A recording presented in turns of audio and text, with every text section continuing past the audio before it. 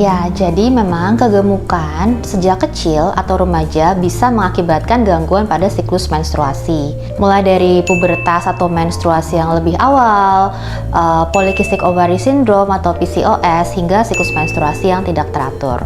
Perempuan yang kegemukan berisiko 2 kali lipat mengalami menstruasi yang tidak teratur dibandingkan dengan perempuan dengan berat badan yang normal. Hal ini disebabkan karena tingginya massa lemak dalam tubuh yang menyebabkan peningkatan dari berbagai hormon seperti leptin, insulin, dan juga estrogen. Selanjutnya, nanti akan terjadi gangguan pengaturan dari otak kepada organ kewanitaan yang mengakibatkan ketidakteraturan dari siklus menstruasi tersebut. Nah, gimana caranya supaya menstruasi bisa kembali normal? Salah satu cara yang paling penting dan bisa lebih awal dilakukan adalah dengan menurunkan berat badan. Nah, itu bisa kita lakukan dengan mengurangi makanan yang manis, makanan yang digoreng atau deep fried, dan juga tepung.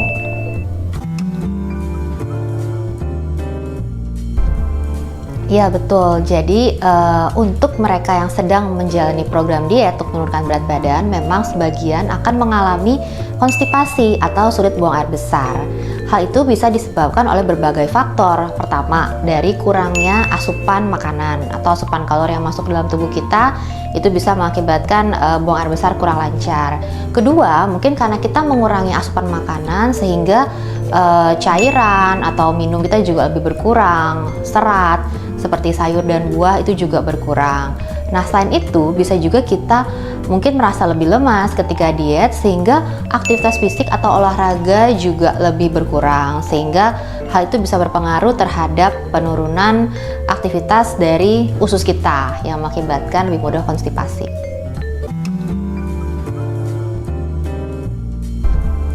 Ya, jadi GERD atau gastroesophageal reflux disease adalah suatu masalah pencernaan di mana asam lambung dan atau isinya itu kembali lagi dari lambung naik ke kerongkongan atau esofagus. GERD ini bisa mengakibatkan berbagai gejala, mulai dari sesak nafas, nyeri dada, rasa terbakar atau panas di dada, batuk, dan hal ini semuanya tuh bisa mengakibatkan seseorang itu menjadi cemas, karena GERD ini juga mirip gejalanya dengan serangan jantung. Jadi sering bikin orang cemas, dikira GERD ini, penyakit lambung ini adalah serangan jantung.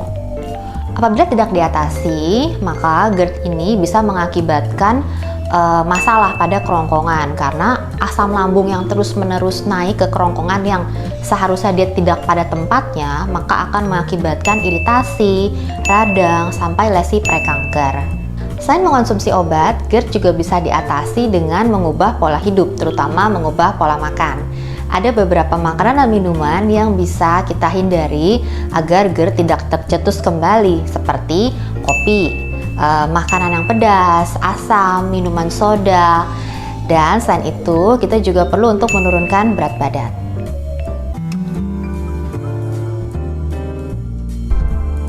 Fakta.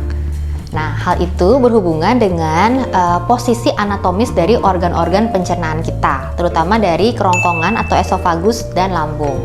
Kalau kita tidur miringnya ke kanan, maka posisi dari kerongkongan atau esofagus kita akan berada di bawah dari si lambung atau pertemuan antara lambung dengan esofagus.